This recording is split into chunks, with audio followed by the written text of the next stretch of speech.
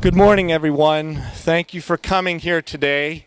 I'm Matt Mihalik. I'm the Executive Director of the Breathe Project and resident of Gibsonia in Allegheny County. I want to thank you all for coming to this rally on the doorstep of the Pennsylvania Department of Environmental Protection. The Breathe Project is a collaboration of over 27 organizations working to improve air quality, eliminate climate pollution, and make our region a healthy and prosperous place to live. I want to spend a few minutes to remind everyone of why we're here today holding this rally. The reason that we are here holding this rally is because we have to be here. It turns out that we residents and nonprofit educational groups need to defend our water supplies, our airshed, and our land from the encroachments of the petrochemical industry's many dimensional impacts, from well pads to compressor stations, cryogenic plants, manufacturing facilities, disposal facilities, to pipelines. And it's been the residents of the Commonwealth of Pennsylvania who've stood up to protect and defend our environment, our property, and our homes. One of the ways we continue to do this is to hold regulatory agencies accountable to their responsibilities to protect our health and our environment. Today, we're outside the PA DEP's Western office to voice our concerns about the permits to build the Falcon pipeline in Allegheny County, Beaver County, and Washington County. So first, I want to provide a little reminder about how we got to this point.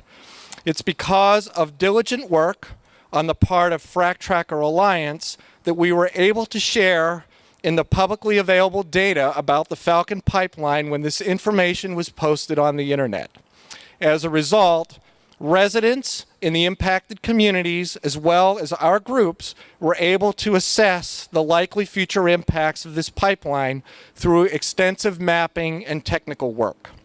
Our groups used this information to request the DEP extend the public comment period on this proposed pipeline's impacts, as well as 3 public hearings back in April of 2018, one in Beaver County, one in Washington County, and one in Allegheny County.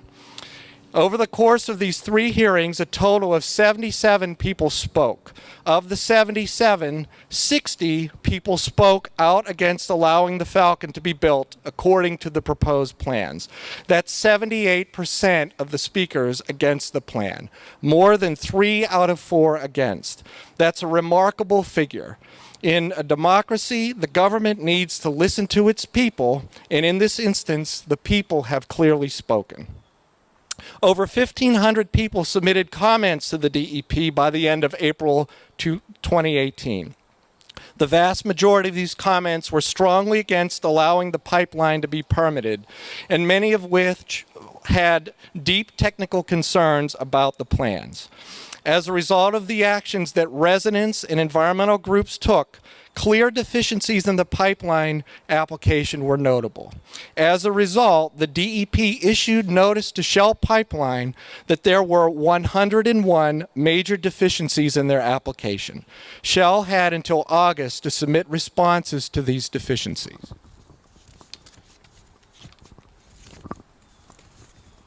We were able to review these responses. After our review, it's become clear that there are still deficiencies with the pipeline applications, and so we're here today to request that the DEP deny the permits for the Shell Falcon pipeline. We're going to hear, great, no pipeline. We'll hear from several community members who will highlight the reasons that the permit should be denied. We'll hear about continuing concerns about people who get their water from the Ambridge Water Authority, whose concerns have not been alleviated. We'll hear about the plans to cut through at least 74 acres of the Independence Marsh without adequate plans to protect this wetland from damage. We'll hear about the inadequate plans to protect private wells from pipeline construction near schools, churches, public institutions, and private landowners with wells. We'll hear about Shell's plans to do what we're calling a bait and switch remediation plan of wetlands in Mercer County that have nothing to do with the Falcon pipeline in exchange for being allowed to destroy precious conservancy areas in Beaver County from construction of the Falcon pipeline. These deficiencies exist despite industry's awareness of the halting of construction on the Mariner East 2 pipeline earlier this year because of the extensive problems with permitting and poor construction practices on part of the industry. And just this week, a pipeline project in southern Beaver County had been temporarily suspended by the DEP after drilling mud inadvertently was discharged into a tributary of Raccoon Creek. So it's for these reasons we're here, once again providing oversight, holding our regulators and industry accountable. So let's hear what our distinguished group of speakers have to say today. Thank you for coming. Next up, I'd like to invite Erica Jackson from Frac Tracker Alliance to speak.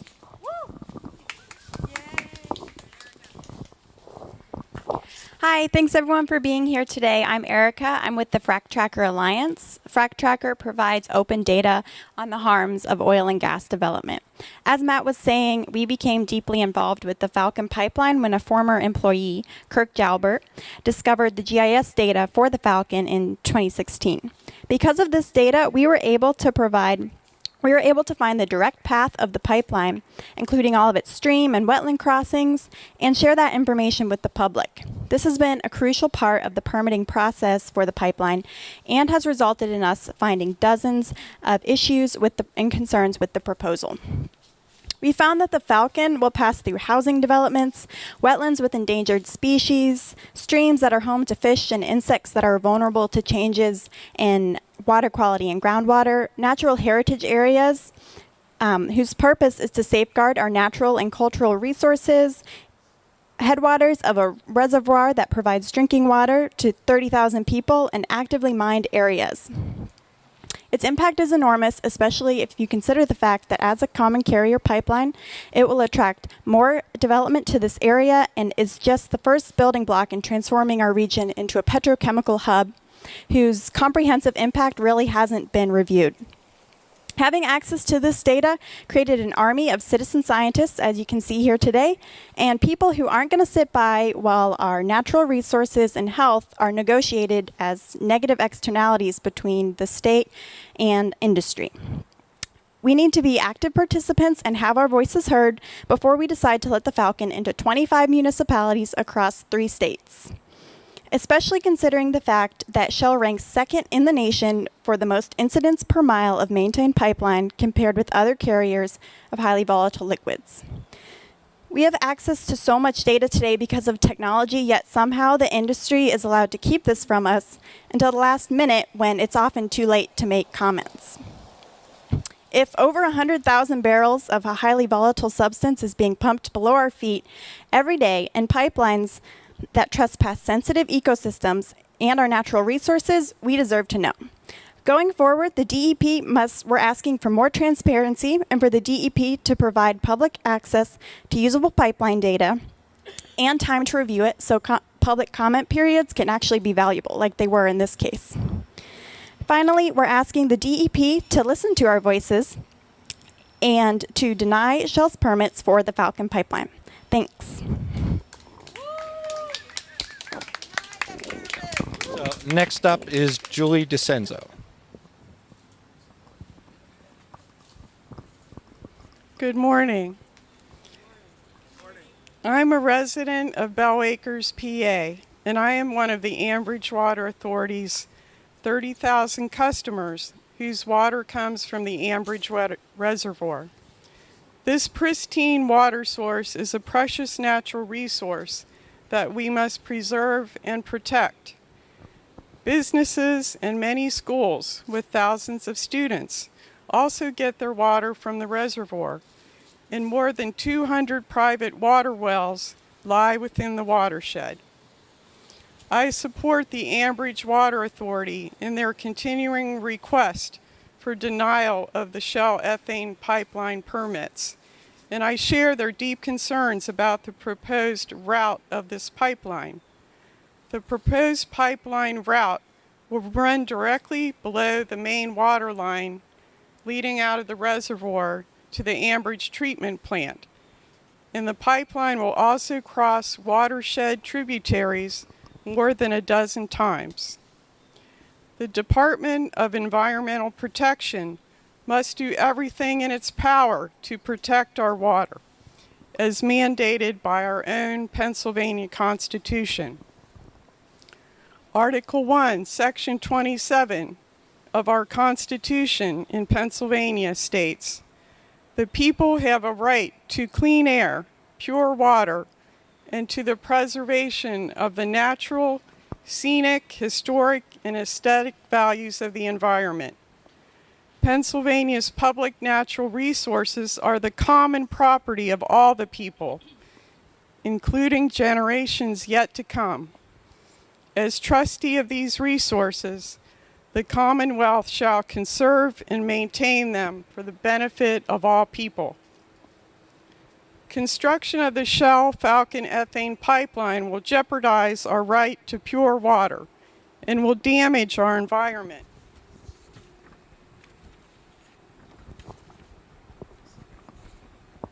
Construction permit violations, water contamination, safety issues, and the development of sinkholes are among the risks that have already occurred at other pipeline projects in our state.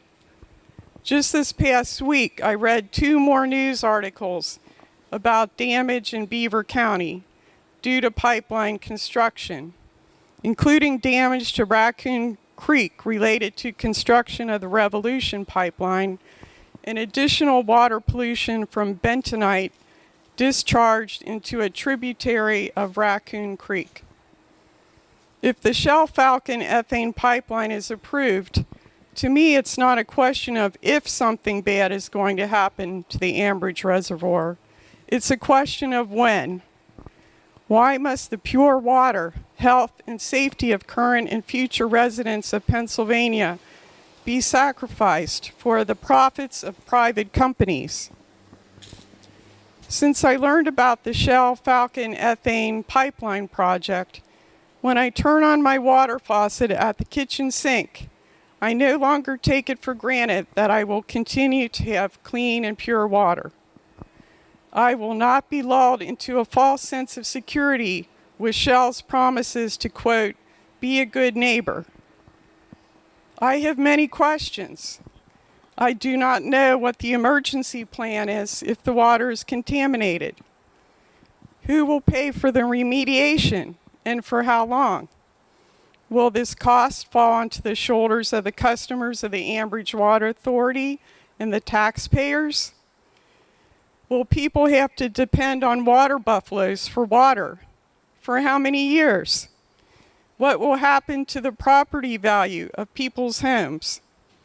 What happens at all the businesses and schools with thousands of students if the reservoir is contaminated? Will the private water wells within the watershed be contaminated? People often say that everything in life has risks. However, I would argue that some things are not worth the risk. Allowing the Shell ethane pipeline to go under the main water line and through the watershed of the Ambridge Reservoir is one of those things that are not worth any risk. These pipeline applications must be denied. Thank you. Thank you, Julie. Excellent. Next up, we're going to do Bob Smetzer next, and then Gail. Bob Smetzer from Citizens to Protect the Ambridge Reservoir. Thank you, Mark.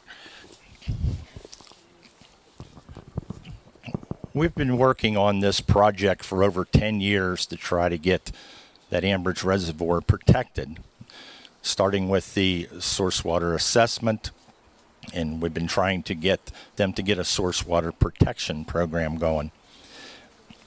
The Ambridge Water Authority has denied Shell multiple times when they came to offer them money to cross their pipeline and the source water creeks coming into the lake. And they've been denied personally and publicly at these meetings that DEP held. There's 32 springs that supply that lake, plus the streams that come in where they want to run the pipeline through. We've noticed here within the last couple weeks the headlines of the Beaver County Times stating that there's been problems with the drilling underneath the roads and underneath the streams. The contractors have been fined, and they have to monitor those streams for 5 years, according to the article in the Beaver County Times. One of the things that I pointed out to the Beaver County Conservation District, who also helps to issue these sedimentation and erosion permits, was that 5 miles down the road, the pollution got all through the stream, and no one seemed to know about it. So one of the neighbors called it in to DEP, and DEP couldn't find it, so they had to direct them how to get down to the creek and show them where all the pollution was. But one of the things I think is missing is that when they're drilling underground, they're using high pressure water, bentonite, and sometimes chemicals, according to the dictionary they have on the internet.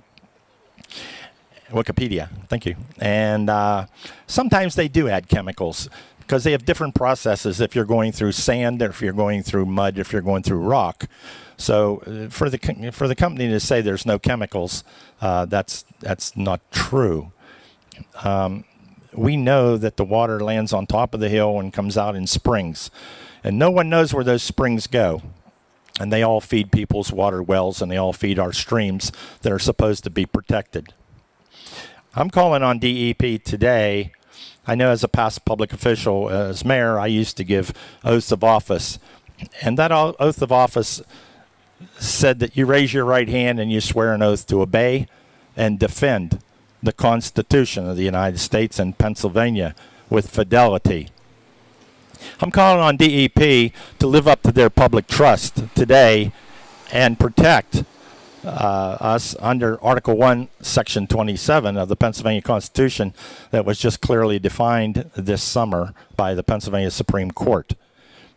So I'm calling on the DEP today to do what's right and protect the people. I live in the area that our school district goes to Ambridge, and if we lose the water, we will not have a school district. That is a major concern. And at the Ambridge Council meeting and the Water Authority meeting, they said they only had 24 hours of backup. Well, you can't fix anything in 24 hours. And Ambridge would basically be dead if that lake was contaminated, or if they blew up the line coming from the dam over to the treatment plant. So these are scary things. They're a reality check. I know that the Ambridge Council stands firm that they only are concerned about the drinking water, because Ambridge would be dead without their drinking water. So this is very important, DEP. I hope you're listening, and I hope you do the appropriate action. Thank you. Thanks, Bob. Next up is Gail Murray. Hi, thank you, Matt. My name is Gail Murray. I'm a member of Communities First Sewickley Valley. I am a resident of Edgeworth Borough. The Edgeworth Water Authority gets our water from the Ambridge Water Authority, and that comes from the Ambridge Reservoir. That is the drinking water for Edgeworth, Leetsdale, Leet, Bell Acres, and 5 municipalities in Beaver County.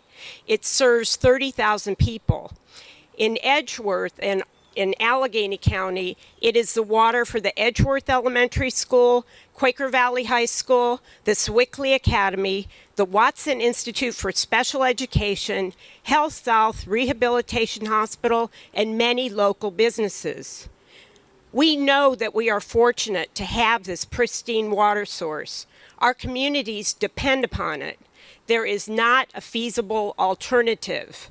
Shell Pipeline's LP says that they will supply water buffaloes to private well owners if their water is contaminated.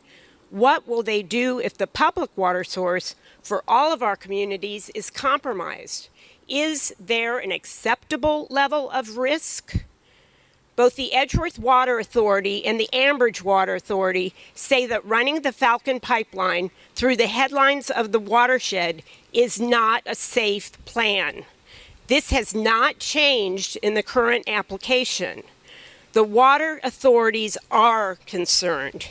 These are not circumstances that public water authorities should have to operate under, and it should not be the responsibility of the water authorities to be required to handle emergencies that could occur at that magnitude.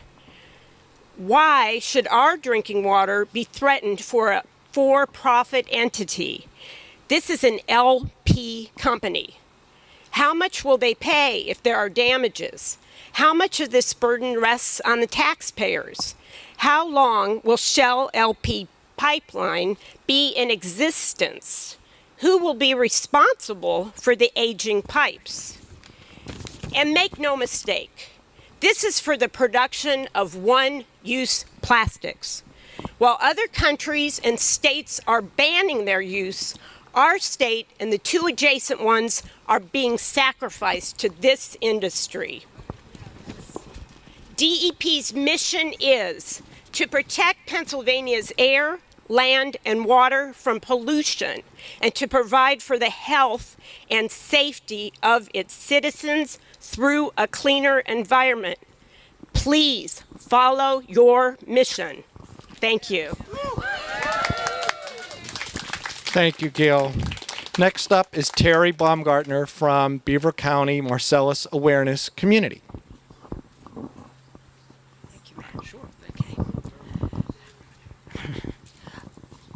Hi, I am a member of Beaver County Marcellus Awareness Community, also a representative of Clean Air Council, and I am a resident of Beaver County. I live 6 miles from where the cracker plant is being constructed, and that is the plant that the Falcon will serve.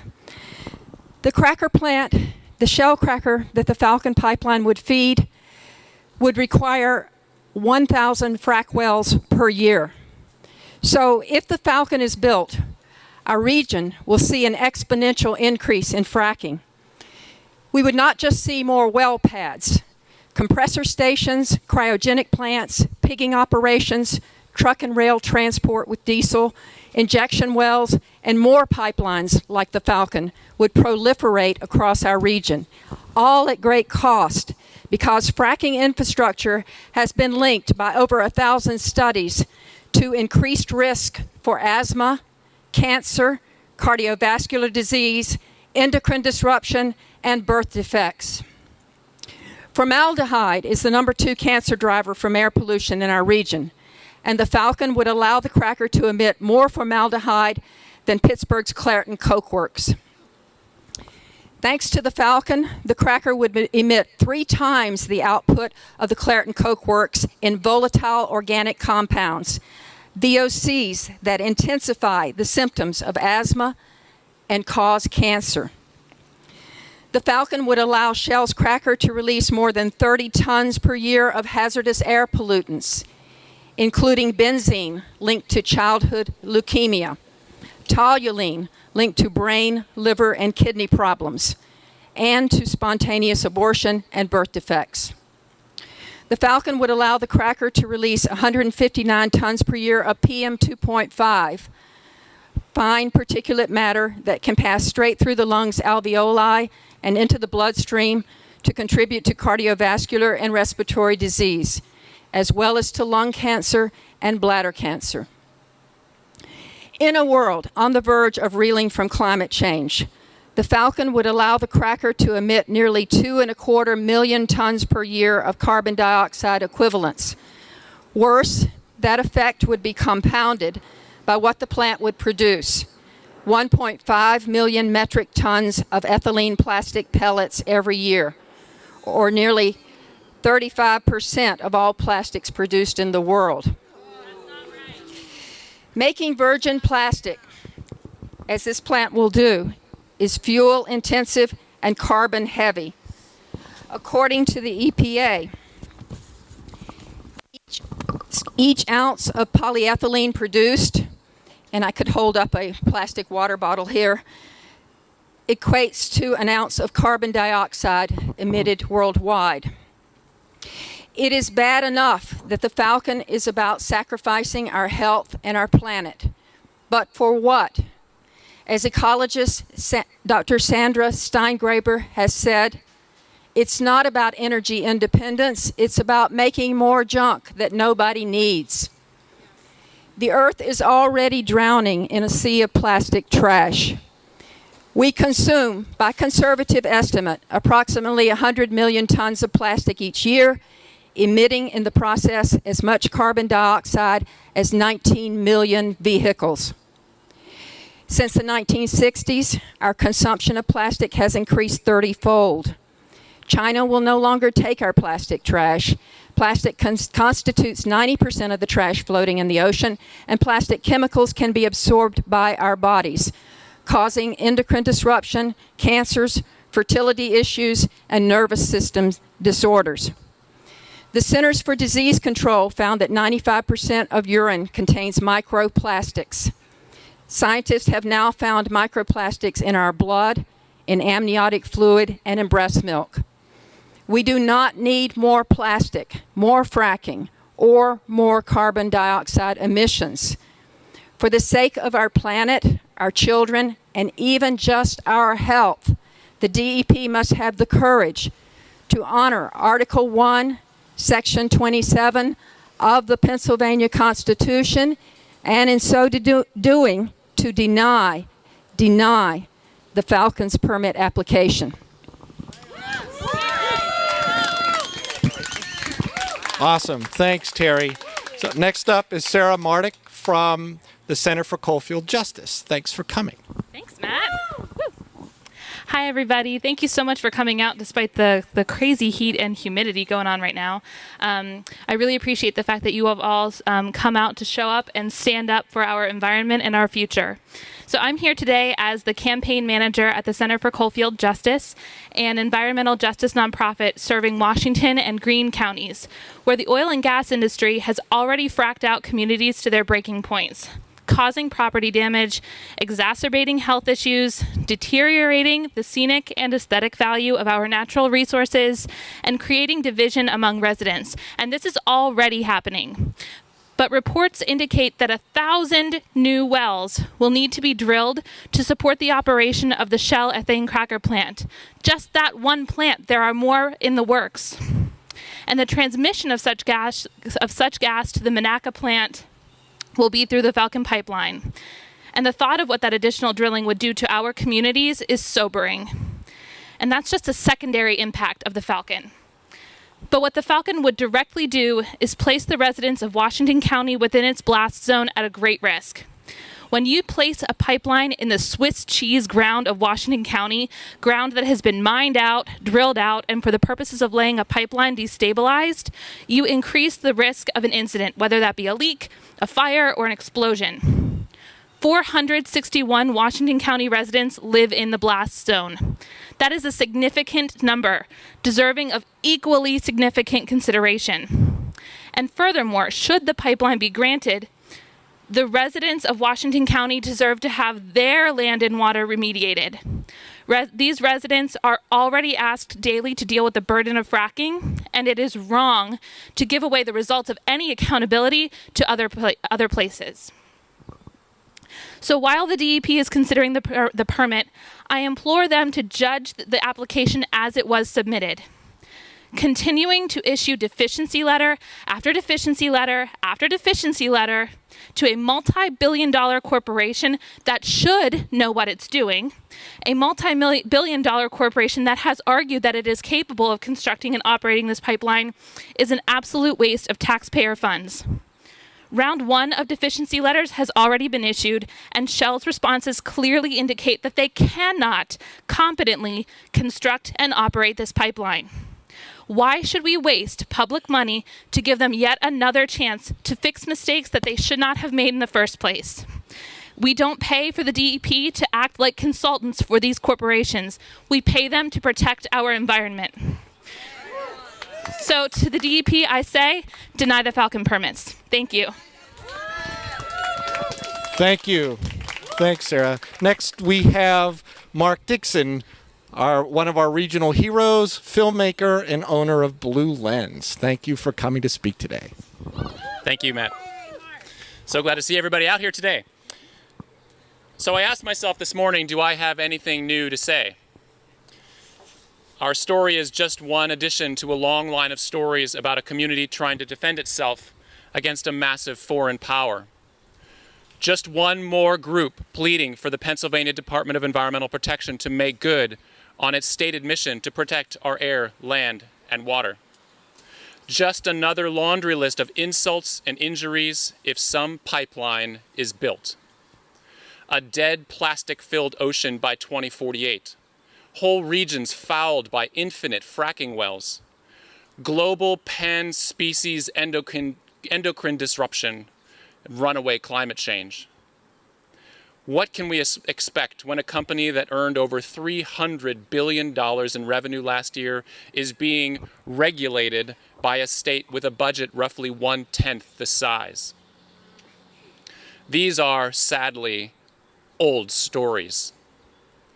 Yet somehow, we show up. And we will keep showing up. Because no matter how many permits are approved, no matter how many pipelines are built, no matter how much plastic is manufactured, some things never change. It will always be worth resisting the destruction of our land, air, and water for the profits of a few. The Shell Petro plant is inextricably dependent on a fossil fuel industry run amok. Scientific American reports that the energy industry, primarily fossil fuels, costs society $5 trillion annually in subsidies that include social and environmental costs. The top 25 oil and gas companies earned $73 billion in profit last year. That's roughly $69 that humanity pays for every dollar of profit going to Shell's industry. So if Shell earns $15.8 billion in profits like they did last year, they may wreak over $1 trillion in damage. Shell is spending billions on the Shell cracker and expects to earn billions more in profit from it. Just think, for each billion it earns, the cost to society is $69 billion. So sure, Shell will bring jobs to the region, but at what cost? How many billions or trillions of dollars of environmental damage are on the line with these Falcon permits? If the Department of Environmental Protection approves the Falcon pipeline without formally changing its stated mission to protect our air, land, and water from pollution and to provide for the health and safety of its citizens through a cleaner environment, then as Rudy Giuliani once said, truth isn't truth. I'm here to say that we will stand strongly against this permit, against this pipeline, against this shell cracker, and against this entire petrochemical expansion project until the day that we acknowledge that truth is truth. Environmental protection is environmental protection. And we will use real facts to build our way towards a clean, resilient, and hopeful future that we can all be proud of. Thanks. All right. Awesome, Mark. Thank you so much. So we've heard from a lot of people today. Thank you all speakers for coming and sharing perspectives and facts about the Shell Falcon pipeline. Clearly, this is a high-risk project. The pipeline's proposed to cross dangerously close to some 550 family homes, 20 businesses, 240 groundwater wells, 12 public parks, 5 schools, 6 daycare centers, major hiking and biking trails, including the Montour Trail, and 16 emergency response centers. Given, as what Erica said, the documented accident performance of Shell proposing to build this project, this is dangerous. Inadequate geotechnical studies have been conducted for this project. Soils and geology along the pipeline route have similar karst limestone formations that can lead to failures to the detriment of nearby groundwater wells, streams, and wetlands that's happened for other pipelines in the state, like the Mariner East 2. So, as others have said, the DEP must remember its duty to protect what citizens have entrusted into its care under the PA Constitution. Pennsylvania's public natural resources are common property to all the people, not just special interests, and that this common property is not just for people living now, but for generations to come. The residents have entrusted you, your managers, the DEP secretary, your agency, and the governor of the state to protect these constitutional rights. You must deny this pipeline application. The citizens of the Commonwealth will support you as you exercise your duty to deny this project. Look at the full impact of this project. Look at the inadequate responses to the 101 deficiencies that you've already identified. Defend the rights of this Commonwealth's residents. So thank you once again to all of you who've come here today. We're going to follow up this rally with letters to our local papers. We encourage people to write to the permit engineer here at DEP, asking her to deny the permit. And we have submitted a letter on behalf of 16 organizations to the DEP this morning, requesting that they deny the permit with these documented concerns. So thank you all for coming today. Look forward to seeing you at the next public event. And again, once again, please deny these permits for the Falcon pipeline. Thank you.